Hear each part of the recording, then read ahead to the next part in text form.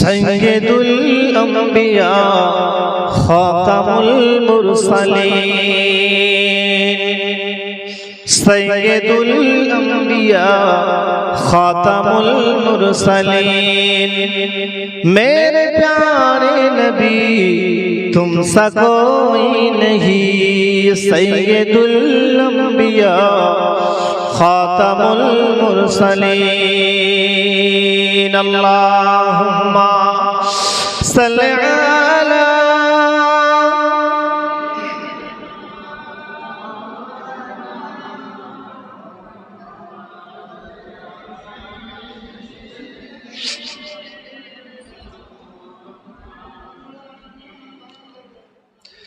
है सहाबा सिता अरे तो चाँद है सहाबा सिता अरे तो चाँद है बल्कि ओ चाँद से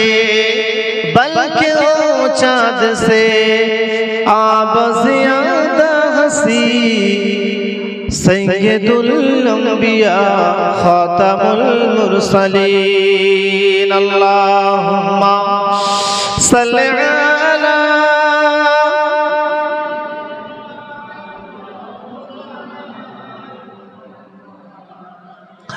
व अला आली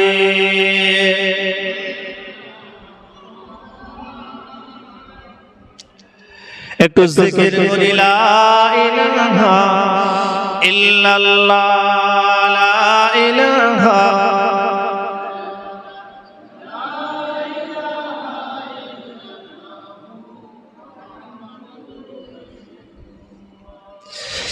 জঙ্গে ওহুদ জঙ্গে বদর আরো জঙ্গে কারবালা ইমাম হুসেন শহীদ হলেন আরো হলেন হানজালা লা ইলাহা একটু উচ্চ আওয়াজ লা ইলাহা ইল্লাল্লাহ হাসান কাঁদে বিশের জানায় हुसैन कादे करबलाए आरो कादेन ज़ैनुल आबिदीन एजीदे रोई जिलखानाए ला इलाहा इल्लल्लाह ला इलाहा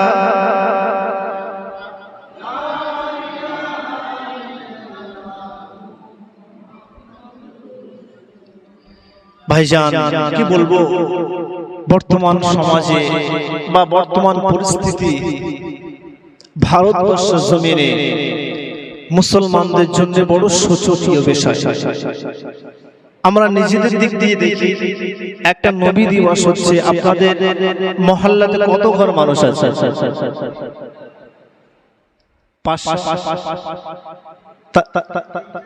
300 আছে, কিন্তু মাহফিলে 1-150 লোক, মানে প্রত্যেক ঘর থেকে একজনও আসে। আজকে মুসলমান অধঃপতন কেন একটু আমরা ভেবেছি বুকে হাত দিয়ে। কিছুদিন আগে দেখছিলাম আমার প্রতিবেশী রাজ্য আসামে ধুবুরি জেলার গোয়ালপাড়া 3500 মুসলমান ভাইদের ঘর বাড়িগুলি ওখানকার জালিম সরকার হেমন্ত বিশ্ব শর্মা গুড়িয়ে দিয়েছে। বলছি কি এখানে একটা ইলেকট্রিক সিটি তৈরি হবে। মুসলমানরা কাঁদছে, কোথায় যাবে রাস্তা, তাদের কোনো জায়গায় বাসস্থান নেই, একটা মাথা গোজার মতো জায়গা নেই। ইউপি আকবরনগর বলে একটা জায়গা, কতগুলো বলছি বাড়ি গিয়ে যদি আপনারা কারোর কাছে অ্যান্ড্রয়েড ফোন থাকে সার্চ করবেন কথাগুলো, যে বক্তা আসলে সুন্দরবন থেকে ভুংচুং বলে হয়তো পালাল। আকবরনগরে 350 মুসলমানের ঘর বুলডোজার দিয়ে ভাঙা হয়েছে। কারণ না বলছে এখান থেকে একটা ব্রিজ তৈরি হবে। মধ্যপ্রদেশের হালদওয়ানি বলে একটা জায়গা, সেখানে এরকম 300-400 মুসলমানের ঘর। সব জায়গাতে মুসলমানের প্রতি প্রচন্ড অন্যায় অত্যাচার হচ্ছে। কথা ঠিক বলছি না ভুল বলছি? কারণ কি? কারণ এই মুসলমান একতা নেই। আজকে আমরা নিজেদের দিকেই দেখি, একটা জলসা হয়েছে, সকলকে আসার প্রয়োজন ছিল, কিন্তু নেই। একটা কবি মাঠ দিয়ে যাচ্ছে, পাশ দিয়ে দেখছে কিছু যুবক ছেলে ফুটবল খেলছে। আপনার দিকে ফুটবল খেলা হয়, বড় বড় মাঠ আছে। তা কবি তার গভীর মন দিয়ে প্রশ্ন করছে ফুটবলকে, হে ফুটবল, বলো তো তুমি এত মার খাচ্ছ কেন? তুমি একবার এর পায়ে যাচ্ছ, ওর পায়ে যাচ্ছ কেন? তোমার কারণ কি? তা কবি আবার ওনার মনে হৃদয়ে সেই প্রশ্নের উত্তর পাচ্ছেন যে আমার ভিতরে কিচ্ছু নেই, হাওয়া। আমার ভিতরটা খালি। মুসলমানের ভিতরে না ঈমান আছে, না দ্বীন আছে, না দুনিয়া আছে, যার কারণে মুসলমান ধ্বংস হচ্ছে। না মুসলমানের মধ্যে ঈমান আছে, না দ্বীন আছে, না দুনিয়া আছে। রাস্তায় যখন কোনো বাচ্চা ছেলে আশেপাশে একটা সাপ বার হয়, ছেলে পেলেরা লাঠি নিয়ে মারতে যায় না ভাই? মারতে যায়। এখন ওই সাপটা যদি মারতে গিয়ে সাপটা পালাচ্ছে মারের ভয়তে, গিয়ে না পালিয়ে অর্ধেক মাথা গর্তের ভেতরে আর অর্ধেক লেজ বাইরে দিয়েছে, আচ্ছা বলুন ওই সাপটা বেশি মার খাবে না যে সাপটা পরিপূর্ণ পালিয়েছে বা পরিপূর্ণ বাইরে আছে ওই সাপটা বেশি মার খাবে? ভালো করে চিন্তা করে বলবেন। যে সাপটা চালার ভিতরে অর্ধেক ঢুকে আছে, ও যাচ্ছে না, তখন লেজের থেকে বাড়ি খাবে। তা মুসলমান এরা পরিপূর্ণ মুসলমান হতে পারছে না। আল্লাহ পাক বলছে উদখুলু ফিস সিলমি কাফা, যে তোমরা পরিপূর্ণ মুসলমান হয়ে যাও। না পরিপূর্ণ মুসলমান হতে পারছে, না বেদিন হতে পারছে, যার কারণে মুসলমান সমাজের কাছে একটা হাসির খোরাক, কৌতুকের পাত্র, সমাজের কাছে লাঞ্ছিতর পাত্র হয়ে গেছে। অথচ আল্লাহ পাক কোরআনে বলছেন ওয়ালা তাহিনু ওয়ালা তাহজানু ওয়া আনতুমুল আ'লাউনা ইন কুনতুম মুমিনিন। তোমরা লাঞ্ছিত হবে না, পদদলিত হবে না, অপমানিত হবে না, তোমরাই সমগ্রে মাথা উঁচু করে চলবে। ইন কুনতুম মুমিনিন, যদি তোমরা প্রকৃত মুমিন হতে পারো। বলুন না সুবহানাল্লাহ। তবে সেই বিশ্বনবীর আদর্শ কালকে আমরা হারিয়েছি। আরো সামনে কঠিন দিন আসছে, কি এসআইআর হবে, শুনেছেন না শুনেননি? 23 সালে কারো কাগজ চাইছে, বাপ মার 1984 সালে জন্ম সার্টিফিকেট চাইছে। সব বুদ্ধির একটাই খেলা, এদিকে বাঘ ওদিকে সিংহ, যেদিকে যাবে সেদিকে। কি বলতে যাচ্ছে সরকার, কি বোঝাতে যাচ্ছে? বলছে যে যারা এদেশ অন্য দেশ থেকে উৎপীড়ন হয়ে এসেছে, কথা বুঝবেন ভালো করে, যারা অন্য দেশ থেকে উৎপীড়ন হয়ে এদেশে এসেছে মুসলিমবাদের সকলকে সিটিজেনশিপ পেয়ে যাবে, কিন্তু মুসলিমরা পাবে না। আপনি আমি মুসলিম প্রমাণ করতে পারবো না, এই ভারতের নাগরিক প্রমাণ করতে পারবো না। আমি নিজের কথা বলছি, আমরা বসে করতাম, আমার একজন বন্ধু বলতো তার নাম, তার অ্যাডমিট মাধ্যমিকে অ্যাডমিট আছে, এনআরসি বাইরে চলে এসেছে, কিন্তু মাইনাস ধরা পড়ে গেছে। কিভাবে সম্ভব? নামে আপনি প্রমাণ করতে পারবেন। সব বুদ্ধি এক বুদ্ধি, কিভাবে মুসলমান শূন্য করা যায়? কারণ মুসলমানদের কোনো একটা ভালো লিডার আছে বলতে পারে। যে কথাগুলো আমি এত বাচ্চা মতো বড় বড় কথা বলে ফেলছি, কিন্তু কথাগুলো বাস্তব কথা বলছি। এই পশ্চিমবাংলা একটা মুসলমানের ভালো লিডার বলেন, 30% মুসলমান, কমসে কম তো 10-20টা তো হওয়ার কথা ছিল। মুসলমান নিজেরা মাথা উঁচু করে চলতে শিখেনি, গোলামি হয়ে চলতে শিখেছে, কারণ নবীর আদর্শকে ছেড়ে দিয়েছে। আল্লাহ নবী একজন সাহাবী সাদ ইবনে আবি ওয়াক্কাস কে যখন পারস্যে পাঠিয়েছিলেন, বা কোনো একজন সাহাবী, তা তানাকে দেখে যে এর ছেঁড়া ফাটা জামা ওকে ঢুকতে দিয়েছিলেন, ঢুকতে দেয়নি। তো সাহাবী বলছে তোমার কাছে বিশ্বনবী আমার একটা কাগজ পাঠিয়েছে, কাগজটা দেখো। বাদশা বলছে কই দেখি কে পাঠিয়েছে। লেখা আছে আনা মুহাম্মদ রাসূলুল্লাহ, আমি হলাম আল্লাহর রাসূল।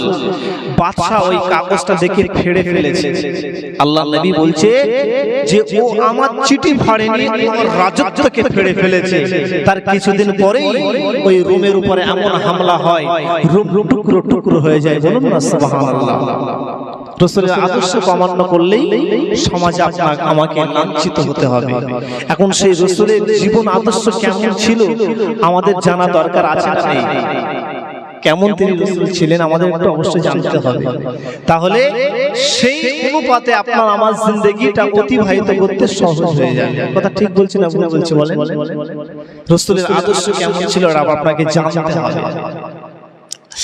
বিশ্বনবী সাল্লাল্লাহু আলাইহি ওয়াসাল্লাম যদি আপনি কোরআন এবং হাদিসটা অ্যানালাইসিস করেন তাহলে বিশ্বনবীর জিন্দেগি থেকে দুটো জিনিস পাওয়া যায়। একটা হচ্ছে বিশ্বনবীর সূরাত চেহারা, আর একটা হচ্ছে সিরাত বিশ্বনবীর আখলাক।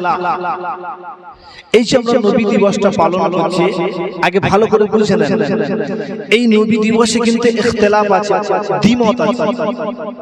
বিশ্বনবী এই দিনে জন্মগ্রহণ করেছিলেন, কেউ বলছে এই দিনে মৃত্যুবরণ করেছিলেন। তবে কিছু কিছু ওলামা বলেছেন আমরা তাদের কওলটাকে নিয়ে থাকি, যার কারণে আমরা এই দিনকে বিশ্বনবীটা পালন করে থাকি। সেই বিশ্বনবী সাল্লাল্লাহু আলাইহি ওয়াসাল্লাম কেমন ছিলেন, তার আখলাক কেমন ছিল আমাদেরকে জানা দরকার আছে। তাহলে সেই অনুপাতে যদি আপনি আমি জিন্দেগিটা অতিবাহিত করতে পারি তাহলে ইনশাআল্লাহ আপনার আমার জিন্দেগিটা সফল হয়ে যায়। বলুন সুবহানাল্লাহ। আল্লাহ নবীকে আল্লাহ পাক কোরআনে বলছেন যে আমি আমার নবীকে রহমত করে পাঠিয়েছি। বিশ্বনবী রহমত ছিলেন। আপনাদের কাছে একটা প্রশ্ন, আপনারা একটা তাড়াতাড়ি উত্তর দেবেন, ঝটপট উত্তর দেবেন। আচ্ছা বলুন তো বিশ্বনবী মানুষ ছিলেন না ফেরেশতা ছিলেন? মানুষ, মানুষ ছিলেন। এবার আপনার আমার একটা প্রশ্ন, কথা ভালো করে বুঝবেন, যে ফেরেশতারা কিসের তৈরি? নূরের তৈরি। এখন এক শ্রেণীর আলেম আমরা ফুরফুরা মানি, দাদা হুজুরকে আমরা প্রাণ দিয়ে ভালোবাসি, বসিরহাট হুজুর, আমাদের বিশ্বাস নবীজি নূরের তৈরি। তবে তিনি মানুষ, নূর বলে যে আল্লাহ কষ্ট হতো না, এটা ভুল কথা। তিনি ফেরেশতা ছিলেন না এরা কোনো নয়। এখন যারা মানি বলছে তারাও কিন্তু একই কথা বলছে যে বিশ্বনবী মানুষ ছিলেন, তবে আল্লাহর পরে যদি কারো স্থান হয়ে থাকে সেটা হলো বিশ্বনবীর স্থান। বলুন সুবহানাল্লাহ। তাহলে আমরা বাইরে যতই বলি যে আমরা নূরের, বলছে মাটি, কিন্তু মূল বিষয় সেটা কিন্তু একই, তিনি সাধারণ মানুষ ছিলেন। তাহলে এই সমস্ত ছোট ছোট বিষয় নিয়ে আমাদের ঝগড়া করার দরকার আছে না? আমরা নিজেদের মধ্যে দ্বন্দ্ব করছি, যার কারণে অন্য জাতি সুযোগ পেয়ে যাচ্ছে। একটা অন্য জাতিরা কি চায়, ইংরেজরা কি চায়, ইংরেজদের বুদ্ধি ডিভাইড করো, ডিভাইড এন্ড রুল, মানুষকে আলাদা করো এবং তাদের উপরে প্রতিনিধিত্ব করো। যখন যুদ্ধ হয়েছিল আপনারা ইতিহাস জানেন কি আমি জানি না, তখন ওই তৎকালীন সময়ে ইংরেজদের মারার জন্য যে বন্দুকে কারতুস ধরতে হতো, গুলি, সেই গুলিটা দাঁত দিয়ে ছাড়াতে হতো। যারা ইতিহাস পড়েছেন বলতে পারবেন। তো ওই বন্দুক নিয়ে দাঁত দিয়ে গুলিটা ছাড়াতে হতো। তাই ইংরেজ কি করলো, যে হিন্দু মুসলমান সবাই তো এক হয়ে লড়াই করছে, তাহলে এমন কিছু এদের মধ্যে বীজ বপন করা হোক যাতে এরা যেন এক না হয়ে আলাদা হয়ে যায়। তিনি কি বললে, ইংরেজরা বললো দেখো তোমরা যে কারতুসটা দাঁত দিয়ে ছাড়াচ্ছ, ওই কারতুস বানাতে গেলে কি লাগে জানো? বলছে না আমরা জানি না। বলছে ওর মধ্যে শূকর এবং গরুর গোশত চর্বি। যখন বললো তখন মুসলিমরা এই শূকর তো হারাম, ফেলে দিল। হিন্দুরা কি গরু তো আমাদের পবিত্র জিনিস, ওরা ফেলে দিল। যখন অস্ত্র ছেড়ে দিয়েছে তখন কি হারবে না জিতবে? আরো ইতিহাস যদি পড়েন 57 সালে পলাশীর যুদ্ধ যখন হয়, সেই সময় ইংরেজদের সৈন্য কতটা ছিল জানেন? একটু দু চারটে কথা বলছি ইতিহাস নিয়ে, কারো সমস্যা নেই তো। 1757 যখন পলাশী যুদ্ধ হয়, হালকা করে একটু ইতিহাসে আমি বলছি। সেই সময় ইংরেজদের সৈন্য কতটা ছিল আপনারা কি বলতে পারবেন? 3 থেকে 5-6 হাজার। 3 থেকে 5-6 হাজার। তবুও তার মধ্যে কিছু ইস্ট কোম্পানির যারা কাজ করতো তারা ছিল, কিছু যারা এদিক ওদিকে জার্মান থেকে বিভিন্ন জায়গা থেকে তারা ছিল, আর যারা ইন্ডিয়ান সৈন্য ছিল এরা 50 থেকে 60। তবু কেন সে যুদ্ধে হেরে গিয়েছিল? কারণ সে যুদ্ধে নিজেদের গাদ্দারি ছিল, নিজেদের মধ্যে মিল ছিল না। সেই সময় মির্জাফর বিশ্বাসঘাতকতা করেছিলেন, রায় পল্লব বিশ্বাসঘাতকতা করেছিলেন, রাজ পল্লব। সুতরাং মিল থাকতে হবে, একতা থাকতে হবে। আর এই বিশ্ব নবীর সিরাত থেকে অনেক আপনারা ইনশাআল্লাহ এক এক করে বলবো, আপনারা পেয়ে যাবেন। আমার আল্লাহ দিন আল্লাহ পাক আল্লাহ তাআলা কোরআনুল কারীমের ভিতরে বললেন, ওয়া মা আরসালনাকা ইল্লা রাহমাতাল লিল আলামিন। আমি আমার বিশ্ব হাবিবকে, মানবতার কান্ডারিকে, মূর্তির প্রতীককে পৃথিবী জমিনে প্রেরণ করেছিলাম মানুষের জন্য, পৃথিবীর জন্য। আমার আপনার নবীকে রহমত বানিয়েছিলেন। বলুন সুবহানাল্লাহ, আরো জোরে বলুন সুবহানাল্লাহ।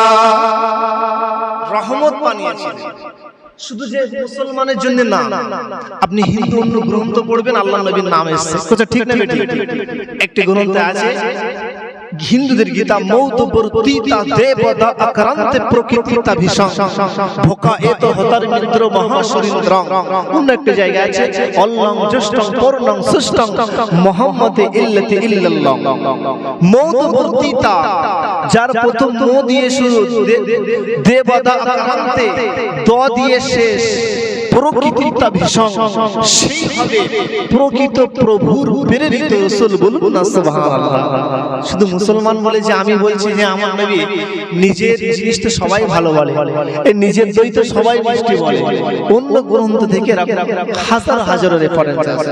শুধু তাই নয়, বিশ্বনবীর সিরাত সম্পর্কে মাইকেল এইচ হার্ট একটা কিতাব লিখেছে 100, তাতে বিশ্বনবী সাল্লাল্লাহু আলাইহি সাল্লামের জীবনীকে সর্বপ্রথমে রেখেছে। বলুন সুবহানাল্লাহ।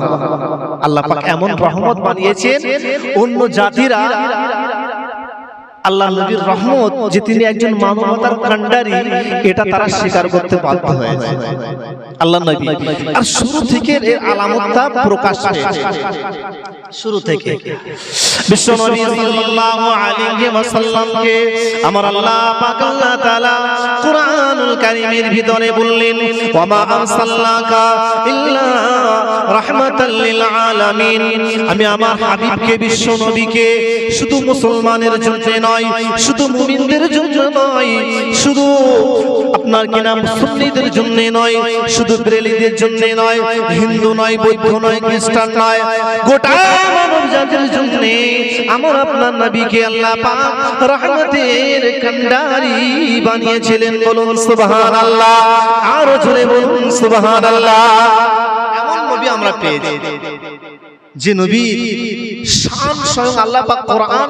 একজন ব্যক্তি আম্মা জান আয়েশার কাছে এসে বলছে, ইয়া রাসূলুল্লাহ, আম্মা জান আয়েশা, বিশ্বনবীর সিরাতটা কি আমাদের একটু বলে জানান। তো বলছে, তোমরা কি আতাকরাউনাল কোরআন, তোমরা কি কোরআন পড়ো না? এই গোটা কোরআনটাই তো বিশ্বনবীর জিন্দেগি। বলুন না সুবহানাল্লাহ, গোটা কোরআনটাই বিশ্বনবীর জিন্দেগি। আল্লাহ নবী যখন আম্মা জান আমিনার গর্ভে ছিল, তখন থেকে অনেক আলামত, যে শ্রেষ্ঠ নবী হবে, কিছু কিছু মানুষের কিছু কিছু খাস জিনিস দেখলে বোঝা যায়। আমরা বসিয়ার হুজুরকে মানি কম বেশি। আপনাদের পাশে তারাগুনিয়া বলে একটা জায়গা আছে, একটা বিখ্যাত ঘটনা আছে, ওখানে নদীর বাঁধ বারবার ভেঙে যেত, সকলেই জানে। তাই বসিয়ার হুজুরের একটা বাচ্চাবেলা আলামত বলছেন যে উনি বাচ্চাবেলায় খুবই নম্র ছিলেন, নম্র স্বভাব ছিলেন। প্রত্যেকটা জিনিস যারা বড় কিছু স্তরে হয়, তাদের ছোটবেলা থেকে কিছু আলামত প্রকাশ পায়। বিশ্বনবী সাল্লাল্লাহু আলাইহি ওয়াসাল্লামের আলামত সম্পর্কে আম্মা জান আমিনা বর্ণনা করেন, যখন আমার আপনার নবী दीन दुनिया बादशाह হাবিবুল্লাহ জনাবে মুহাম্মদুর রাসূলুল্লাহ আম্মা জান আমিনার গর্ভে ছিল। আম্মা জান আমিনা বর্ণনা করেন 1 নয় 2 নয় 9টি মাস হয়ে যায়, 9টি মাস পার হয়ে যায়, কিন্তু আমি আমার গর্ভে যে মুহাম্মদ আছে এটা আমি কোনদিন বুঝতে পারিনি। বলুন না সুবহানাল্লাহ। একটা বাচ্চা যখন পেটে থাকে কত কষ্ট হয়, মারা বলতে পারবে, আমি পুরুষ আমরা বলতে পারবো। কোনদিন এটা পরীক্ষা করতে গেলে আপনারা কোনদিন কাজ করবেন, পেটে একটা ইট বাঁধবেন, পেটে একদিন একটু ঘুরবেন, দিন সারাদিন পেটে একটা ইট বেঁধে দড়ি দিয়ে সারাদিন কাজকর্ম করবেন, ঘুরবেন, কত কত কষ্ট সে বুঝতে পারবে। একটা মা একটা বাচ্চা ছেলেকে 3 কেজি প্রসব করলে, একটা বাচ্চা যখন প্রসব হয় 3 কেজি 2.5 কেজি মিনিমাম ম্যাক্সিমাম। তা একটা মা একটা গর্ভে একটা বাচ্চাকে কোলে নিয়ে সে 10 মাস ওঠা পড়া চলা খাওয়া দাওয়া করতে থাকে, সেই বলতে পারে। কিন্তু আম্মা জান আয়েশা, হযরত আম্মা জান আমিনা রাদিয়াল্লাহু তাআলা আনহা, আল্লাহ তাআলা কি জান্নাতবাসী করেন, তিনি বলছেন যে আমার পেটে রাসূলুল্লাহ ছিল এটা আমি জানতামই না। এত বরকত আল্লাহ পাক দিয়েছেন, তিনি কষ্ট অনুভব করতে পারেন। শুধু তাই নয়, বিশ্বনবী সাল্লাল্লাহু আলাইহি ওয়াসাল্লামের আম্মা জান আমিনা তিনি বর্ণনা করেন, বিশ্বনবী সাল্লাল্লাহু আলাইহি ওয়াসাল্লাম যেদিন পৃথিবীর জমিনে জন্মগ্রহণ করেন, যখন পৃথিবীর জমিনে ভূমিষ্ঠ হয়, ওই দিনটা ছিল 12 রবিউল আউয়ালের দিন, যে দিনেতে আজকের দিনে আপনারা মাহফিলটা অনুষ্ঠিত করেছেন। এই দিনের দিন ছিল আপনার আমার নবী দীন ও দুনিয়া বাদশা হাবিবুল্লাহ জনাবে মুহাম্মদুর রাসূলুল্লাহ সাল্লাল্লাহু আলাইহি ওয়াসাল্লাম পৃথিবীর জমিনে যখন সর্বপ্রথম ভূমিষ্ঠ হন, আল্লাহর নবী পৃথিবীর জমিনে এসেছেন সুবহে সাদেকের সময়, ভোরবেলাতে। সেই সময় আমি দেখতে পেলাম আল্লাহ নবী আমার গর্ভ থেকে যখন প্রস্রাব হলো, আমি দেখতে পেলাম গোটা কায়সা থেকে রোম থেকে শুরু করে নিয়ে পারস্য পর্যন্ত একটা আলো নূরা জ্যোতি, আমি গোটা রোম সম্রাট আর পারস্য সম্রাটের সমস্ত বড় বড় রাজ প্রাসাদগুলি আমি দেখতে পেলাম। বলুন সুবহানাল্লাহ, আরো জোরে বলুন সুবহানাল্লাহ। নারে তাকবীর, নারে তাকবীর, নারে তাকবীর। সিলসিলা ফুরফুরা শরীফ, সিলসিলা ফুরফুরা শরীফ বিশ্ব নবী দিবস। এমন একটি সুন্দর পরিবেশ, বলছে আমি দেখলাম যে একটা নূর আমার পেট থেকে পার হয়েছে জ্যোতি, আর আমি গোটা পারস্য এবং গোটা রোম যত বড় বড় প্রাসাদ ছিল, বড় বড় অট্টালিকা বাড়ি ছিল, সেগুলো আমি স্বচক্ষে দেখতে পেলাম। তিনি বলছেন শুধু তাই নয়, বিশ্বনবী সাল্লাল্লাহু আলাইহি ওয়াসাল্লাম পৃথিবীর জমিনে যেদিন ভূমিষ্ঠ হন, তার দাদা জান আব্দুল মুত্তালিব বিশ্বনবী এই খুশিতে একজন গোলামকে আজাদ করে দিয়েছিলেন। বলুন সুবহানাল্লাহ। এই যে আল্লাহর নবীর নামটা স্বপ্নে রাখা নাম মুহাম্মদ, প্রশংসিত, চরম প্রশংসিত, যাকে প্রশংসা করা হয়েছে। জোরে বলুন না সুবহানাল্লাহ। দশে আল্লাহুম্মা সাল্লি আলা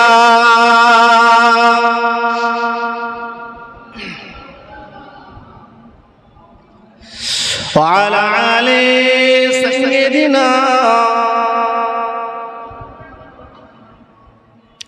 আমার ভাইজানেরা, তরুণেরা, নওজওয়ানেরা, ও নবী পাকের প্রেমিকেরা, আল্লাহ ওয়ালা ভাই ও বাবাজিরা, ও আমার নবী পাকের আশিকেরা, রাত্রে ঘুমটাকে ভঙ্গ করে দিয়ে বিশ্ব নবী জীবনে শুনছেন। শুনুন শুনুন কেমন নবী ছিলেন আপনারা আমার নবী, দীন দুনিয়া বাদশা হাবিবুল্লাহ জনাবে মুহাম্মদুর রাসূলুল্লাহ সাল্লাল্লাহু আলাইহি ওয়াসাল্লাম। আল্লাহ নবী পৃথিবীর জমিনে ভূমিষ্ঠ হলেন। আস্তে আস্তে আস্তে করে তিনি মা আমিনা কোলে লালন পালন হতে লাগলেন, বড় হতে লাগলেন। আম্মা জান আমিনা কি করলেন, তাকে শিক্ষা সুশিক্ষা শিক্ষিত করার জন্য আল্লাহ রাসূলকে তিনি কি করলেন, তায়েফের জমিনের নিকটে একটি গোত্র ছিল, ওই গোত্রটা তৎকালীন সমানে বড় নাম করা গোত্র ছিল। সন্তানকে সুশিক্ষায় শিক্ষিত এবং তার মধ্যে যেন আদব এবং ভদ্রতা আসে, এই জন্য আল্লাহর নবীকে ওই গোত্রে পাঠিয়ে দিয়েছে হযরত হালিমার ঘরে। তখনকার সময় হযরত ওমর ফারুক সন্তানকে সুশিক্ষিত করা, শিক্ষা বর্তমান সমাজে মুসলমানরা শিক্ষা অনেক পিছিয়ে আছে। বর্তমান সমাজে মুসলমানরা শিক্ষায় পিছিয়ে আছে। আজকে যে সমস্ত জালেমরা আমাদের অন্যায় করছে, আমাদের অকাপ জমিনগুলো জবরদস্তি নিয়ে নিচ্ছে, কিন্তু মুসলমান প্রতিবাদ করতে পারছে না গণতান্ত্রিক পদ্ধতিতে। কারণ কি? মুসলমানের কাছে পুলিশ নেই, মুসলমানের কাছে উকিল নেই, লড়বে সেরকম কোনো ভালো একটা অ্যাডভোকেট নেই। মুসলমান এত পিছিয়ে। সুশিক্ষা, আল্লাহ নবী একটা হাদিসে বলেছেন, উতলুবুল ইলমা মিনাল মাহদি ইলাল লাহাদ, তোমরা শেখো। কতটা শিখবে? মায়ের কোল থেকে নিয়ে কবর পর্যন্ত শিখতে থাকো। বলুন সুবহানাল্লাহ। কোরআন শরীফের যে আয়াত সর্বপ্রথম নাযিল হয়েছিল, শুনলে অবাক হয়ে যাবে, সেই সূরাটা কিন্তু কোনো নামাজ সম্পর্কে ছিল না। ছিল কি? না, নামাজ সম্পর্কে ছিল না। আমরা পাঁচ ওয়াক্ত নামাজ পড়ছি, মনে করে নামাজ হচ্ছে কি? দ্বীনের খুঁটি। আল্লাহ নবী বলেছেন, সালাতু ইমাদুদ্দিন, নামাজ হলো দ্বীনের খুঁটি। কিন্তু কোরআন শরীফের প্রথম আয়াত কিন্তু নামাজ সম্পর্কে ছিল, রোজা সম্পর্কে ছিল না। কি সম্পর্কে ছিল? এই শিক্ষা সম্পর্কে ছিল। ইকরা বিসমি রাব্বিকাল্লাযী খালাক, তোমরা পড়ো প্রভুর নামে যিনি তোমাকে সৃষ্টি করেছেন। ইকরা বিসমি রাব্বিকাল্লাযী খালাক, খালাকাল ইনসানা মিন আলাক, ইকরা রাব্বুকাল আকরাম আল্লাযী আল্লামা বিল কলম। একজন সন্তান সুশিক্ষায় শিক্ষিত করলে সমাজের বুকে সে সঠিকভাবে দাঁড়াতে পারে। কেঁচো যেমন তার পিঠ দ্বারা শির দ্বারা নেই, সে কোনোদিন সমাজে দাঁড়াতে পারে না। কিছুকে দাঁড়াতে পারে? কখনো পারে না। ঠিক একজন শিক্ষাবিহীন মানুষ সমাজের কাছে মাথা নত করে দাঁড়াতে পারে না। আজকে আমি আমার মতো একটা বাচ্চা ছেলে, এই 25-26 বছর, আপনাদের সামনে আমি স্টেজে বসে ওয়াজ করছি, কিসের ভিত্তিতে? এই শিক্ষার ভিত্তিতে। ওই জন্য বিশ্বনবীকে শিক্ষা বলেছে, তোমরা শিক্ষা দাও সন্তানকে। শিক্ষার একটা মূল্য বিশ্বনবী দিয়েছেন।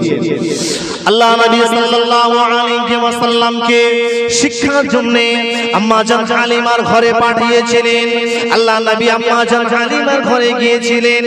বিশ্বনবী সাল্লাল্লাহু আলাইহি ওয়াসাল্লামকে যখন আম্মা জান হালিমা তুসাদিয়া রাদিয়াল্লাহু তাআলা আনহা নিতে এসেছিলেন, বিশ্বনবীকে যখন নিতে এসেছিলেন, তখন তিনি বিশ্বনবীর মধ্যে কিছু বরকত দেখতে পেয়েছিলেন। বিশ্বনবীর ভিতরে কিছু বরকত দেখতে পেয়েছিলেন। তানা যে উটনি ছিল, জীর্ণ শীর্ণ উটনি, একেবারে কমজোর দুর্বল উটনি নিয়ে তিনি এসেছিলেন। তিনি যখন এসেছেন তখন মক্কার সমস্ত মানুষের ছেলে বাচ্চা কাচ্চা সবাই নিয়ে চলে গিয়েছে, আর কোনো বাচ্চা নেই। আল হালিমা চিন্তায় পড়লেন, কি হবে? সবাই তো একটা বাচ্চা কাচ্চা নিয়ে চলে গেল, আমার তো আর কেউ নেই। তিনি কি করলেন? শুনলেন না, ওই আব্দুল্লাহ একটা এতিম ছেলে আছে, তার নাম হলো মুহাম্মদ, কিন্তু কেউ কি জানতো তিনি বিশ্বনবী হবেন, শেষ নবী? কেউ জানতো না। আম্মা জান হালিমা তুসাদিয়া রাদিয়াল্লাহু তাআলা আনহা বর্ণনা করেন, আমি যখন বিশ্বনবীকে নিয়ে যাচ্ছিলাম, আমার উটটি হাঁটতে চলতে পারছিল না, সঠিকভাবে দাঁড়াতে পারছিল না, কিন্তু বিশ্বনবীকে যখন নিয়ে আমার কোলে নিয়ে হাঁটতে লাগলাম, আমি দেখলাম আমার উটনি সবার উটনি থেকে বেশি দ্রুত দৌড়াচ্ছে, বেশি দ্রুত দৌড়াচ্ছে, এমনকি মানুষদের সমস্ত উটনির আগে চলে গিয়েছে। মানুষে জিজ্ঞাসা করছে, ও হালিমা, ও হালিমা, ও হালিমা, তোমার উটনির কি হয়েছে? এমন হঠাৎ করে কেন পরিবর্তন হয়ে গিয়েছে? হালিমা বলছে, না না, আমি বলতে পারি না, তবে আমি এতটুকু বলতে পারি, এই বাচ্চা এতিম মুহাম্মদকে যখন আমি কোলে নিয়েছি, এতিম মুহাম্মদকে যখন আমি কোলে নিয়েছি, এই এতিম মুহাম্মদকে কোলে নেওয়ার পরে না জানি কি হয়েছে, কি একটা অলৌকিক শক্তি আমার উটনির ভিতরে চলে এসেছে। আমার উটনিতে আগে থেকে দুগুণ বেশি স্পিডে দৌড়াচ্ছে। বলুন সুবহানাল্লাহ, আরো জোরে বলুন সুবহানাল্লাহ। বিশ্বনবীর ভিতরে আল্লাহ পাক দিয়েছিলেন, রহমতের কান্ডারি বানিয়েছিলেন। আল্লাহ নবীর আখলাক সিরাত সবটা মানবের জন্য শিক্ষা আর শিক্ষা। বিশ্বনবী সাল্লাল্লাহু আলাইহি ওয়াসাল্লাম তিনি ইবাদত করতেন, যদি বলা হয় আপনি অবাক হয়ে যাবেন কেমন তিনি ছিলেন বিশ্বনবী সাল্লাল্লাহু আলাইহি ওয়াসাল্লাম। এমন করে আস্তে আস্তে আস্তে আস্তে যখন বিশ্বনবী এমন করে বয়স হতে লাগলেন, বিবাহ যৌবনে পৌঁছে গেলেন, আল্লাহ নবী বিবাহ করলেন একজন মহিলার সঙ্গে। ওই স্ত্রীর নাম ছিল আম্মা জান খাদিজা। খাদিজা তিনি প্রথম বিবাহ করেন। এখন বর্তমান সমাজে কিছু ফুসফাক বার হয়েছে, কিছু অপরাধ বার হয়েছে, যারা বিশ্বনবীর চরিত্রই কালিমা লিপ্ত করতে চায়। তারা বলে বিশ্বনবী নাউজুবিল্লাহ তিনি বড় আইয়াশী ছিলেন, তানার 11টি বিবি ছিল। কিন্তু যারা সত্যিকারে যারা জানে না, মূর্খ গাধা, তারা এমন অপবাদ দিয়ে থাকে। বিশ্বনবীর যে প্রথম স্ত্রী ছিলেন মা খাদিজা, তার বয়স ছিল 40 বছর। তখন নারী জাতির সম্মান ছিল না ভাই সমাজে। নারী জাতিকে হেনস্থা করা হতো, অপমানিত করা হতো, পদদলিত করা হতো। ওই জামানাটার নাম হলো আইয়ামে জাহিলিয়াত, অন্ধকারের যুগ বলা হয়। The period of the darkness, অন্ধকারের জামানা। 14 ইয়ার্স আগে, 1400 বছর আগে ওই পিরিয়ডটা ছিল কি ডার্কনেস। বর্তমান সময়ে মানুষ মনে করে যে শিক্ষাটা এটা হচ্ছে মডার্ন, এটা হচ্ছে গিফট অফ মডার্ন এজ। বর্তমান এটা শিক্ষাটা হচ্ছে কি যে আধুনিকতা, কিন্তু না, this gift of Islam which was given 40 years ago, এটা হচ্ছে ইসলামের দেওয়া সম্পদ 1400 বছর আগে বিশ্বনবী দিয়ে গিয়েছে। বলুন না সুবহানাল্লাহ।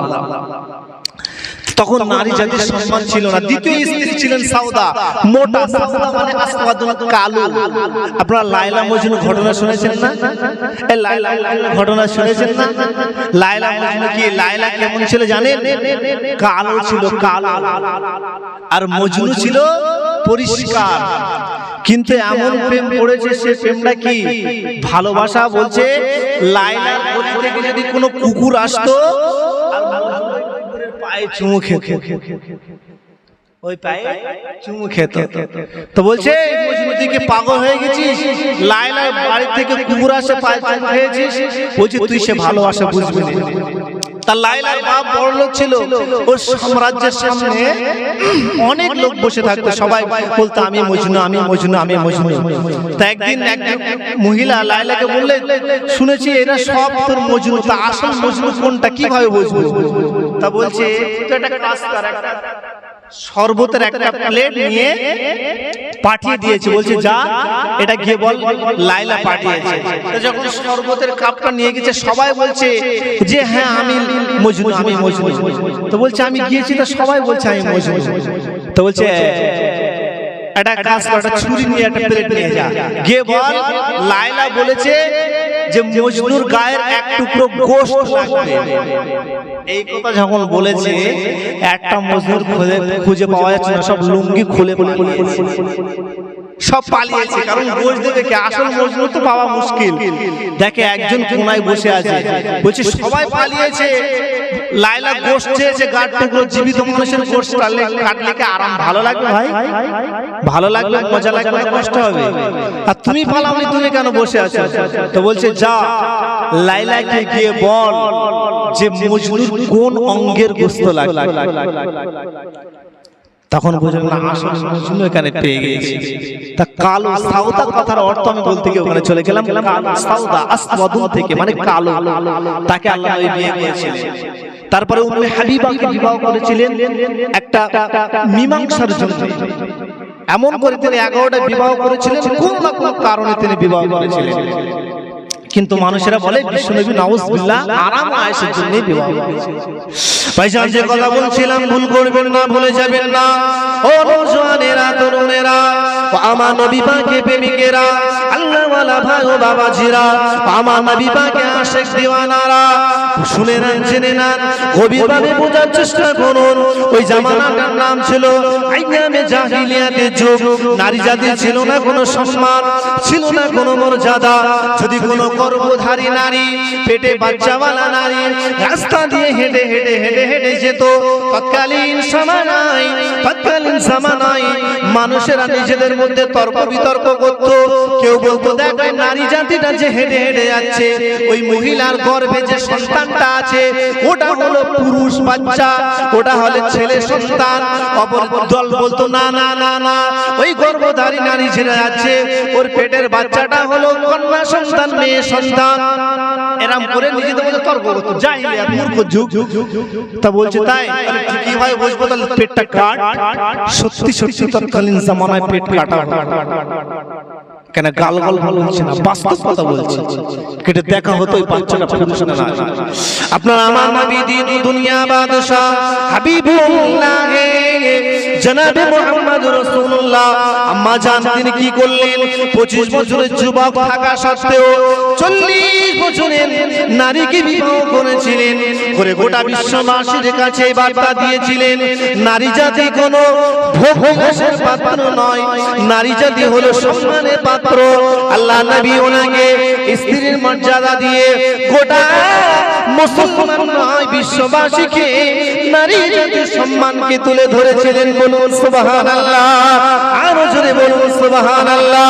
আল্লাহ নবীর ব্যবহার ছিল কেমন? ব্যবহার ছিলেন বিশ্ব নবীর ব্যবহার ছিলেন ভালোবাসা, প্রেম, প্রীতি, শুভেচ্ছা। একে অপরের সঙ্গে মধুর সুরে কথা বলতেন, নরম সুরে কথা বলতেন, ভালোবাসার সুরে কথা বলতেন। আল্লাহ নবী হালাল খেতেন, হারাম থেকে দূরে থাকতেন। আজকাল আমরা মুসলমান মসজিদে আছে, নামাজ কালাম পড়ছে, কিন্তু আমরা হারাম থেকে দূরে থাকতে পারছি না, হারাম থেকে দূরে থাকতে পারছি না। ভাইজান যাচ্ছে চাচা সকালে আপনার কাটিহাট বাজারে যাচ্ছে, আর ওয়াজ শুনতে শুনতে যাচ্ছে কার? খোকা মাওলানার ওয়াজ শুনতেছে। খোকা মাওলানার ওয়াজ আয়েগা সুরে শুনে নেন, জেনে নেন। ও সোনা মানিকেরা, আমার আপনার বসে হুজুর ওয়াজ করতে যাবেন। কোথায় যাবেন বাবা? সুন্দরবনে যাবেন। ওয়াজ করছে, খোকা মাওলানা ওয়াজ শুনতে শুনতে যাচ্ছে, চাচার লুঙ্গি কোথায়? হাঁটুর উপরে। কথা ভুল বলছি না ঠিক বলছি? টোটো নিয়ে ভ্যান নিয়ে বার হয়ে যাচ্ছে। ওই জন্য বিশ্বনবী সাল্লাল্লাহু আলাইহি সাল্লাম হালালকে অর্জন করতে বলেছেন, হারাম থেকে দূরে থাকতে বলেছেন। আল্লাহ তাআলা কোরআনুল কারীম মহাগ্রন্থের ভিতরে বললেন হাল্লাল্লাহুল বায়া ওয়া হারামার রিবা। আমার আল্লাহ পাক আল্লাহ তাআলা হালাল করেছেন, ব্যবসাকে হালাল করেছেন, সুদকে হারাম করেছেন। কিন্তু না না না, বর্তমান জামানাতে মুসলমানদের ভিতরে সুদ চলে এসেছে, মুসলমানদের মধ্যে হারাম চলে এসেছে। ও ভাইজান কি বলবো, কিছুদিন আগে দেখছিলাম ফোনে ইন্টারনেটে, বরিশাল বলে, বাংলাদেশের বরিশাল বলে একটা জায়গা আছে, একজন ভাই অন্য ভাইয়ের চোখ তুলে নিয়েছে, জীবিত ভাই তার ধরে চোখ তুলে নিয়েছে, জমি জায়গা নিয়েছে, জমি জায়গা নিয়ে সব জায়গায় ভাই কিভাবে আত্মসাৎ করব? কিন্তু খবরদার না, আপনাদের হাতে নাই পায়ে ধরে বলে যাচ্ছি, সঠিক অধিকারটা মানবকে বুঝিয়ে দেবে। তাই ওই টাকাটা হচ্ছে হারাম হবে যদি আপনি অন্যায় ভাবে নেন। বিশ্বনবী হারাম থেকে নিষেধ করেছেন। আপনি যদি নামাজ পড়ুন, নামাজ পড়তে পড়তে যদি আপনার কপালটা কালো হয়ে যায়, কিন্তু যদি আপনি হারাম খান, আপনার নামাজটা 40 দিন কবুল হবে না, কবুল হবে না, কবুল হবে না। ওই জন্য হালালকে অর্জন করুন। আগে আপনার বাটিতে পানি রাখার আগে বাটিটা ছিদ্র আছে কিনা চেক করুন। আপনি বড় গামলা নিয়েছেন, বাটি নিয়েছেন, বালতি নিয়েছেন, তবে বালতির নিচে ছিদ্রা, আপনি উপর থেকে পানি ঢেলছেন, এ ভাই বালতি জীবনে ভর্তি হবে? কখনো ভর্তি হবে না। তা আমরা তো খাচ্ছি হারাম, পেটে সব হারাম যাচ্ছে। আল্লাহ জালেম সরকার, দামোদর সরকারকে তুমি ধ্বংস করো, ও দোয়া কবুল হবে না, কারণ খাচ্ছে তো হারাম। আগে নিজে না থাকে। আল্লাহ নবী একদিন মসজিদ নববীতে আসলেন। আল্লাহ নবী মসজিদ নববী শরীফে আসার পরে আল্লাহ নবীর চেহারা মোবারকটা লাল হয়ে গেল। সাহাবীরা জিজ্ঞাসা করলেন, ইয়া রাসূলুল্লাহ, ইয়া হাবিবাল্লাহ, আপনার চেহারা কেন লাল? আল্লাহ নবী বললেন, এই মুহূর্তে আল্লাহ পাক আমাকে জানিয়ে দিয়েছেন আখির জামানা আসবে, শেষ জামানা আসবে। ওই আখির জামানায় মানুষেরা দোয়া করবে, কিন্তু দোয়াটা কবুল হবে না, কবুল হবে না, কবুল হবে না। কেন কবুল হবে না? কারণ ওই জামানায় মানুষেরা একে অপরকে ভালো কথা বলা ছেড়ে দেবে, কারণ একে অপরকে ভালো কথা বলা ছেড়ে দেবে। আল্লাহ নবী বলছে একটা ভাই অন্যায় করছে, তুই গান শুনছিস ভাই, তুই কালকে তো যাসনি তো, আর গাঁজা টাজা খাস খাস দিয়ে খাস, এরকম বলে না, উল্টে তাকে ঝাঁকুনি দেয়। আল্লাহ নবী বলছে যে শেষ জামানায় মানুষ একে অপরকে ভালো কথা বলা ছেড়ে দেবে। আল্লাহ নবী বলছে দিনের দাওয়াত দেওয়া ছেড়ে দেবে।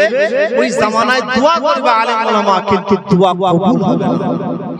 আর বাস্তব তাই হচ্ছে, কারণ মানুষ হারামের সঙ্গে সম্পৃক্ত হয়ে আছে। আল্লাহ নবী বললেন হালাল্লাহুল বায়া, আল্লাহ পাক বলেন হালাল্লাহুল বায়া ওয়া হারামার রিবা, তোমরা হালাল ভক্ষণ করো। আল্লাহ পাক হালালের ভিতরে বরকত দিয়েছেন, হারামের ভিতরে অতটা বরকত আল্লাহ পাক দেননি। বিশ্বনবী হালালকে উৎসাহিত করতেন, আল্লাহ নবী নিজে কাজ করতেন, বিশ্বনবীও কাজ করতেন।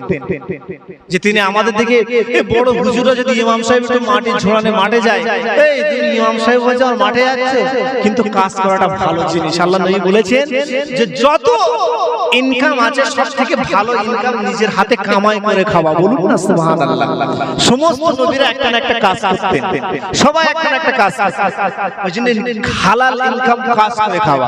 বিশ্ব নবী আমার যখন মানুষকে এই নসিহত করলেন, আর আল্লাহ নবী নিজে মানুষকে নসিহত করবে আর নিজে কাজ করবেন, এরকম হয়নি। আল্লাহ নবীর কাছে একটা মহিলা বাচ্চা ছেলেকে নিয়ে এসেছেন, বলছে ইয়া রাসূলুল্লাহ আমাদের ছেলেটা খুব মিষ্টি খায়। আল্লাহ নবী বলেন এক সপ্তাহ পরে আসবে।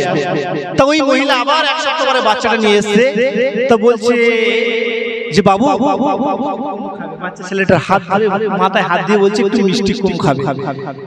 তা বউটা আশ্চর্য হলেন, বলছে ইয়া রাসূলুল্লাহ আপনি এই কথাটা আগেও বলতে পারতেন, এখন কেন বললেন?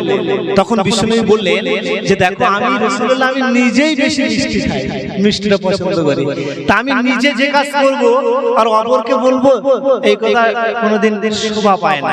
ইমাম সাহেব বলছে নেশা করো না, খানিকক্ষণ পর ইমাম সাহেব বাড়ির ধারে খৈনি তুলে বাড়িতে গালে, ওই ইমাম সাহেবের কথা কেউ মানবে ভাই?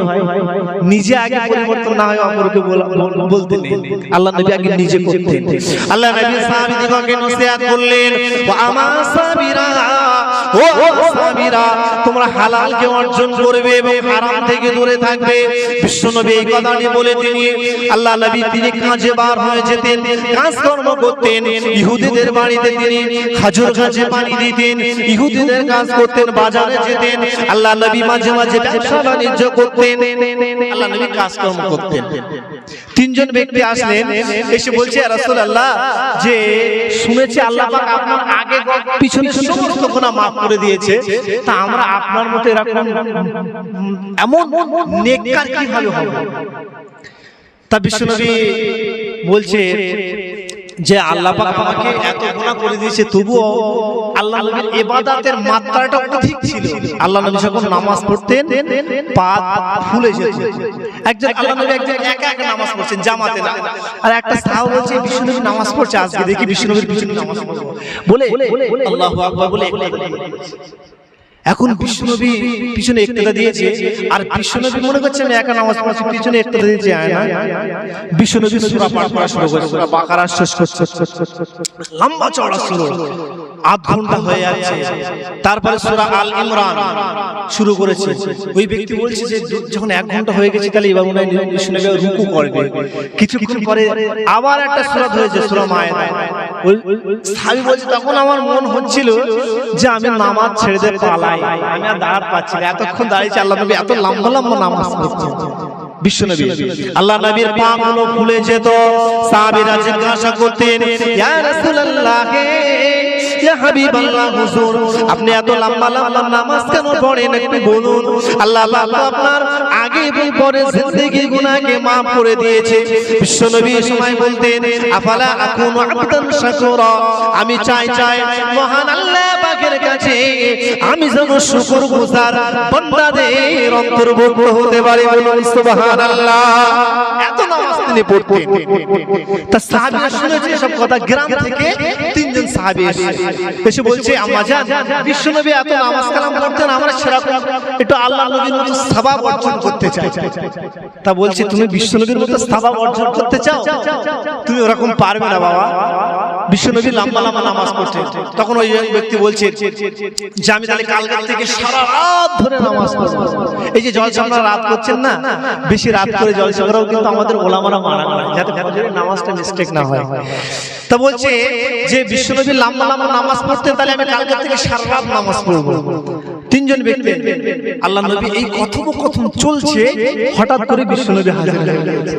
গিয়ে বলছে যে তোমরা কি কথোপকথন করছো? একজন বলছে ইয়া রাসূলুল্লাহ আমি নিয়ত করেছি আমি সারা রাত নামাজ পড়ব যাতে আপনার যতটা সওয়াব হয় অতটা সওয়াব যেন আমি নিজে অর্জন করতে পারি। তা বলছে না তুমি, তারপরে বলছে তোমার কি ইচ্ছা? আরেকজনের তাকালে বিশ্বনবী ওই ব্যক্তি বলছে দু নম্বর ব্যক্তি যে রাসূলুল্লাহ আমি সারা জীবনের জন্য সন্তান বাল বাচ্চা রেখে আমি জঙ্গলে গিয়ে ইবাদত করব। আল্লাহ নবী তার উপর থেকে নিচেটা একবার দেখে নিলেন। তিন নম্বর ব্যক্তি বললেন বাবা তুমি কি চাও? তো বলছে হুজুর আমি চাই যে আমি সারা জীবন রোজা রাখবো, খাওয়া দাওয়া করব না। আল্লাহ নবী কথা শুনে রেগে গেলেন, গিয়ে বলছে যাও বাড়ি চলে যাও, তুমি কি আমার থেকে বড় সুফিসাহেব হয়েছো? আমি রাসূলুল্লাহ সব থেকে বড় সুফিসাহেব। আল্লাহ পাক আমার আগে পরে জিন্দেগির গুনাহ maaf করে দিয়েছে, তথাপি আমি সংসার ধর্ম করি, আমি কাজ করি, আমি নামাজ পড়ি, আবার আমি বিশ্রাম করি, আমি রোজা রাখি, আসুম ওয়া আফতির, এবং আমি আবার ইফতারি করি, আমি আবার সন্তান সন্ততি আছে। আমার থেকে বড় নেককার তোমরা না, তোমরা সংসার করো, ইবাদত করো। বলুন না সুবহানাল্লাহ। আল্লাহ নবী কাজ কর্ম করতেন। আল্লাহ নবী বললেন যে কথা বলছিলাম ভুলে যায়নি, ও আমার নওজওয়ানেরা তরুণেরা, আমার নবী পাকের প্রেমিকেরা, সেই সুন্দরবন থেকে এসে দু চারটে কথা বলে যায় শুনে নেন। বিশ্বনবী কেমন ছিলেন? নিজে না করে অপরকে আদেশ করতেন না। ভাইজান আমার মন খুলে শুনুন, আল্লাহ নবী বললেন ও আমার সাহাবীরা, ও আমার সাহাবীরা তোমরা নিজে কাজ কর্ম করবে, হালাল উপার্জন করবে। এই কথা বলতেন বিশ্বনবী নিজে কাজ করতেন। একজন ইহুদিদের বাড়িতে খাজুর গাছে পানি দিতেন বিশ্বনবী আমার। আল্লাহ নবী কাজ করতেন। তা সেই দিন বিশ্বনবীর শরীরটা অসুস্থ, প্রতিদিন কাজে যেতেন। সেই দিন বিশ্বনবীর শরীরটা খুবই অসুস্থ। তিনি কি করলেন? কুয়া থেকে পানি তুলতেন, তো শরীরটা খারাপ হয়েছে, শরীরটা একটু কমজোর ঝিমঝিম করছে। তিনি পানি তুলতে তুলতে হঠাৎ করে বালতিটা হাত থেকে পড়ে গিয়েছে। এই কথা এটা যখন এমন হয়েছে, পাশে সে ইহুদি ছিল, সঙ্গে সঙ্গে বলছে তুমি বালতির নিচে ফেলে দিলে, আল্লাহর নবীকে জেনে না জেনে একটা একটা করে মেরে দিয়েছে। নাউজুবিল্লাহ। নূরানি চেহারা রাসূল সাল্লাল্লাহু আলাইহি সাল্লাম, যে চেহারা দেখলে মানুষের দিলটা ঠান্ডা হয়ে যেত। বলুন না সুবহানাল্লাহ। সাহাবীকে এত ভালোবাসতেন, সাহাবীরা রাসূলকে ভালোবাসতেন। একজন সাহাবীরা কেমন ভালোবাসতেন ও নওজওয়ানেরা একটু শুনুন। একজন ব্যক্তি আল্লাহর রাসূলের কাছে এসে বলছে ইয়া রাসূলুল্লাহ, ইয়া হাবিবাল্লাহ হুজুর, আমরা আপনাকে দেখি, আপনার দেখে আমাদের মনটা ঠান্ডা হয়ে যায়, হৃদয়টা শীতল হয়ে যায়, তবে আমার ভালো লাগে না। একটা প্রশ্ন আমার মাথায় ভিতরে এসেছে, আমি ওই প্রশ্ন নিয়ে বড় চিন্তিত। সাহাবীকে আল্লাহ নবী বললেন বলো সাহাবী কি প্রশ্নই তুমি বড় চিন্তিত? ওই সাহাবী বললেন ইয়া রাসূলুল্লাহ, ইয়া হাবিবাল্লাহ হুজুর, আপনাকে আমরা দেখি মনটা ঠান্ডা হয়ে যায়, আপনাকে দেখি মনটা শীতল হয়ে যায়, তবে শুনেছি কিয়ামতের দিনে ময়দান মাহশারে আপনাকে যখন দেখতে পাবো না তখন আমরা কিভাবে থাকবো?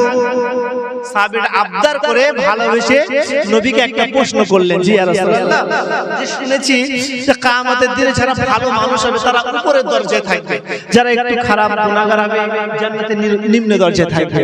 তা আমরা আপনাকে তো পাবো না, আমরা কিভাবে সেদিন আপনার এই নূরানি চেহারাটা কিভাবে দেখব? আল্লাহ নবী সেই সময় বলেছিলেন আমার সাহাবী, ও সাহাবী চিন্তা করো না বাবা, চিন্তা করো না, আল মারউ মা'a মান আহাব্বা, ওই ব্যক্তির সঙ্গে থাকবে যে আমাকে মহব্বত করবে, ভালোবাসবে। আল্লাহ নবীকে সাহাবীরা জান প্রাণ দিয়ে ভালোবাসতেন, জীবনকে উৎসর্গ করে দিতেন, জানকে উৎসর্গ করে দিতেন, মালকে উৎসর্গ করে দিতেন, এত ভালোবাসতেন। ঘটনা হাদিসের ভিতরে পাওয়া যায়। তাবুকের যুদ্ধে বিশ্বনবী বললেন, ও আমার সাহাবীরা, আমি যুদ্ধে যেতে যাই বাবারা, তোমরা আমার জন্য কিছু সম্পদ নিয়ে আসো। তাবুকের যুদ্ধের একটা ঘটনা হাদিস শরীফে খুব সুন্দর ঘটনাটা লিখেছে। বলছে বিশ্বনবী একদিন সাহাবীদের ডাকলেন, ডেকে বললেন, বাবা তাবুকের যুদ্ধে বার হতে হবে, তোমরা কিছু মাল একত্রিত করো। এক এক করে সবাই একত্রিত করতে লাগলো। সেই দিন ওমর ফারুক রাদিয়াল্লাহু তাআলা ভাবলেন যে প্রত্যেকদিন তো আবু বকর ফার্স্ট হয়ে যায়, এবার আর আবু বকরকে ফার্স্ট হতে দেওয়া যায় বলে কি করলেন, ওমর ফারুক অর্ধেক মাল বিশ্বনবীর কাছে নিয়ে এসেছে। আল্লাহ নবী বলছে, ওমর ফারুক, তুমি যে এতটা মাল নিয়ে এসেছো, তোমার বাড়ির জন্য কি কিছু রেখেছো, দান করেছো? তো বলছে, হুজুর হ্যাঁ, বাড়ির জন্য অর্ধেক রেখেছি। তো বলছে, তুমি অর্ধেকটা মাল দিয়ে দিয়ে আল্লাহর রাস্তায় এত ভালোবাসো, খরচা করো। আল্লাহ নবীর একটা খরচা করা, দান করা, এটা আল্লাহর রাসূলের একটা ব্যাপক বড় স্বভাব ছিল। ওই জন্য হাদিসে বলা হয় আস-সাখী ওয়া হাবিবুল্লাহ। অন্য একটা হাদিসে বলা হয়েছে যে দান হলো জান্নাতের গাছ, আর এই শাখাগুলো আছে পৃথিবীর জমিনে। যে ব্যক্তি দান করতে থাকে সে অনবরত একটা শাখাকে, ডালকে ধরে রাখে, আস্তে আস্তে সে কি জান্নাতে চলে যায়। বলুন না সুবহানাল্লাহ। পরক্ষণে বিশ্বনবী বললেন যে কৃপণতা হলো একটা জাহান্নামের গাছ। যে ব্যক্তি শাখা ধরে রাখে সে আস্তে আস্তে জাহান্নামে চলে যায়। আল্লাহ নবী দান করতেন। তাবুকের যুদ্ধে বিশ্বনবী সাল্লাল্লাহু আলাইহি সাল্লাম সমস্ত সাহাবীরা সকলে যে যার ক্ষমতা হচ্ছে দিচ্ছে। আল্লাহ নবীর কাছে ওমর ফারুক আসলেন, বললেন, হুজুর আমি অর্ধেকটা নিয়ে এসেছি, আজকে আবু বকর থেকে ফার্স্ট। সব সাহাবীরা চলে এসেছে, এক এক করে কেউ বা টাকা দিচ্ছে, পয়সা দিচ্ছে, দিরহাম দিচ্ছে, দিনার দিচ্ছে, কেউ বা জামা কাপড় দিচ্ছে, কেউ বা উট দিচ্ছে, কেউ বা ঘোড়া দিচ্ছে। আল্লাহ রাসূলকে যুদ্ধের জন্য সাহায্য করছে, কেউ বা তলোয়ার দিচ্ছে। সকলে চলে এসেছে, কিন্তু একজন সাহাবীকে খুঁজে পাওয়া যাচ্ছে না। বলুন তো দেখি ওই সাহাবীটার নাম কি? মাশাআল্লাহ, পিছনের ভাইরা ফাঁকি দিচ্ছে, কথা বলছে। ওরা বলছে যা ঝড় যায়, সামনে পুরো চাচাগুলোর মধ্যে যাক, আমরা ফাঁকি দেব, কিছু বলবো না।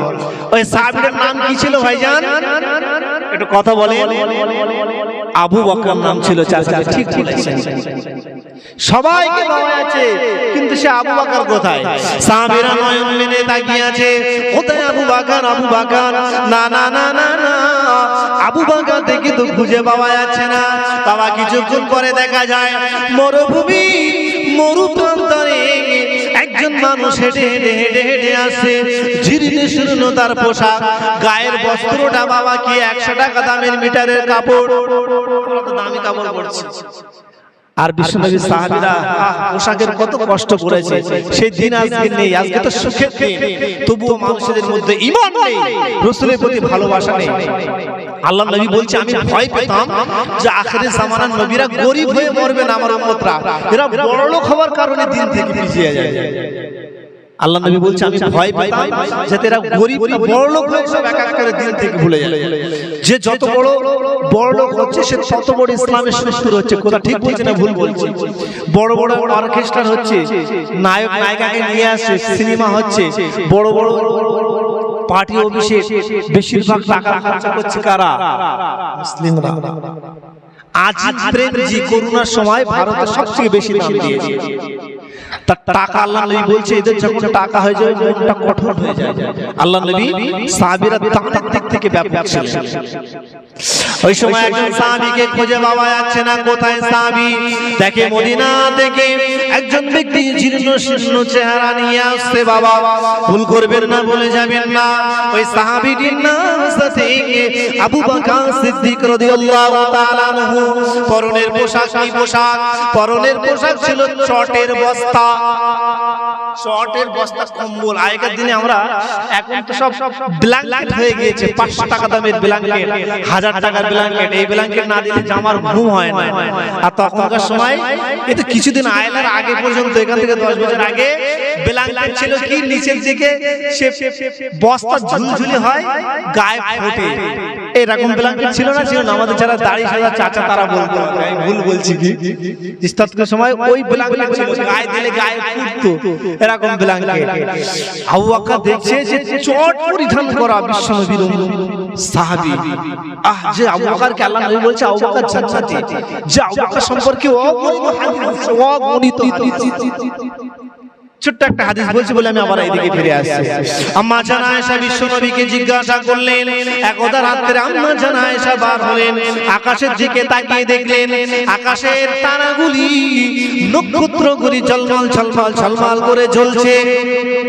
তা আল্লাহ নবীকে আদর করে আম্মা জান আয়েশা বলছে, ইয়া রাসূলুল্লাহ, এই আকাশের যে তারাগুলো আছে, এই এতটা তারা কেউ গুনতে পারবে?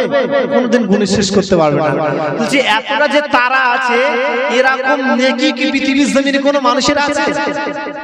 একটা প্রশ্ন করেছে যে আকাশে যতগুলি তারা আছে, নক্ষত্র আছে, এতগুলি নেকি কি কোনো বান্দার আছে? আপনার কোনো উম্মতের আছে? বিশ্বনবী বলেন হ্যাঁ আছে। বলছে কার? বলুন তো দেখি। না, ভুল বলতে বললেন ওমর ফারুক রাদিয়াল্লাহু তাআলা আনহু। এই কথা যখন বলেছেন আপনার যেন মন খারাপ হয়ে গিয়েছে, আমি বলেছি না? তা আম্মা জান আয়েশার মনটা খারাপ হয়ে গেছে, বলছে আমার আপনার নাম দিল না, ওমর ফারুকের নাম নিল, এতটা তারা ওমর ফারুকের এত সওয়াব, আমার আপনার নামটা নিল না কেন? মনটা খারাপ। কিছুক্ষণ পরে আল্লাহর নবী মুস্কি হাসলেন, এসে আম্মা জান আয়েশাকে বললেন, ও আয়েশা, চিন্তা করো না, চিন্তা করো না, আমি বুঝতে পেরেছি কেন তোমার মনটা খারাপ হয়েছে। তোমার মনটা এই জন্য খারাপ হয়েছে কারণ আমি তোমার আব্বা জানের নাম নেইনি, এই জন্য। বলছে হ্যাঁ ইয়া রাসূলুল্লাহ, আমি মনে করি আমার আব্বার নামের নাম বলবেন, আপনি তো ওমর ফারুকের নাম বললেন।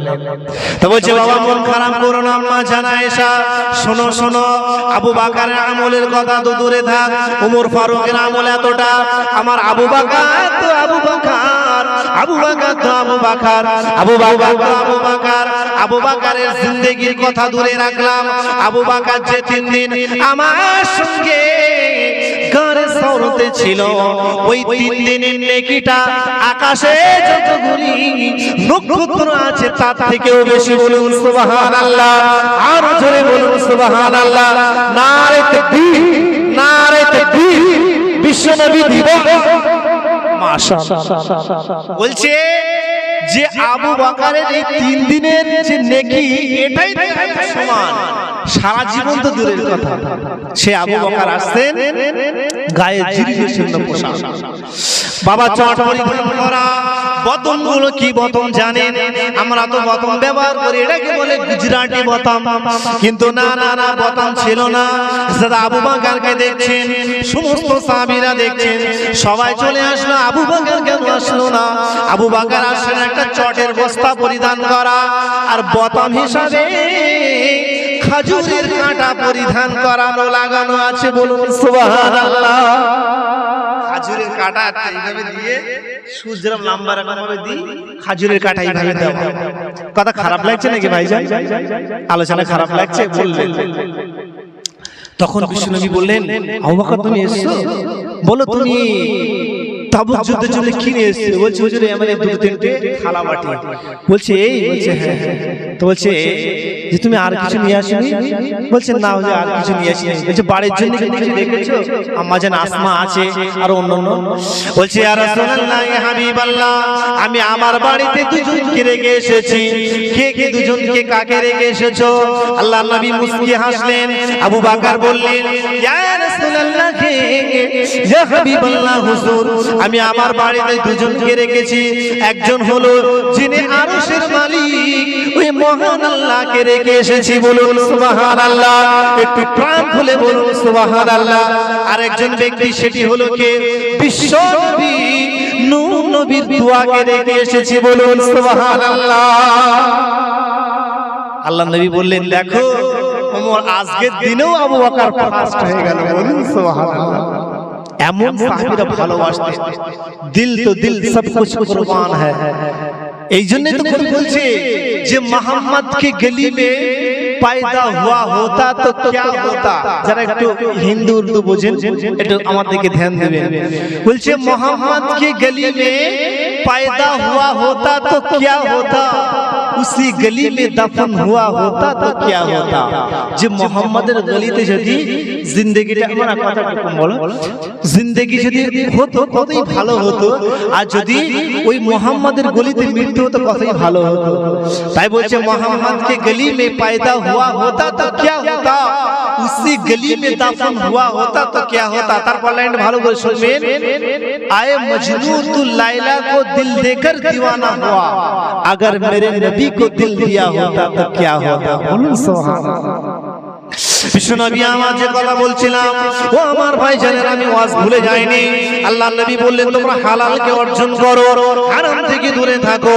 বিশ্ব নবী আমার দো জাহানের বাদশা হাবিবুল্লাহ জনাবে মুহাম্মদ রাসূলুল্লাহ ইহুদিদের কুয়া থেকে পানি তুলছেন আর খাজুর গাছে পানি দিচ্ছেন, হালাল অর্জন করতে বলেছেন। নবী নিজে হালাল কাজ করছেন, কিন্তু না না না, ওই ইহুদিটা আল্লাহ নবী হাত থেকে বালতিটা পড়ে গিয়েছে। ইহুদি জানে না এই ব্যক্তিটিকে, এই ব্যক্তি তো মনে করে আমাদের সঙ্গে ঘুরে ওটা বসে চলাফেরা করে, কিন্তু না না না, এই ব্যক্তিটি হলো সেই ব্যক্তি যার পায়েতে জিবরাইল চুমা খায়। বলুন সুবহানাল্লাহ। এই ব্যক্তি তো সেই ব্যক্তি যার জন্য মেঘে ছায়া করে। এই ব্যক্তি তো সেই ব্যক্তি যার কাছে সে মনের হরিণ কথা বলে।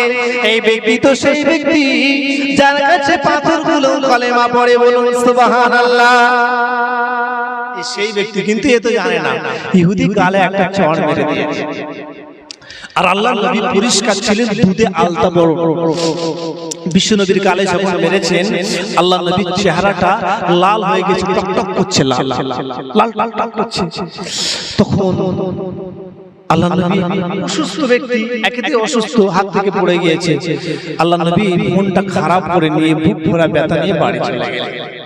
আল্লাহ নবী বুক ভরা ব্যথা নিয়ে, নবী আমার বুক ভরা ব্যথা নিয়ে বাড়িতে চলে গেলেন। চোখ অশ্রু নিয়ে বাড়িতে চলে গেলেন। বিশ্ব নবী আমার বাড়িতে চলে গিয়েছেন।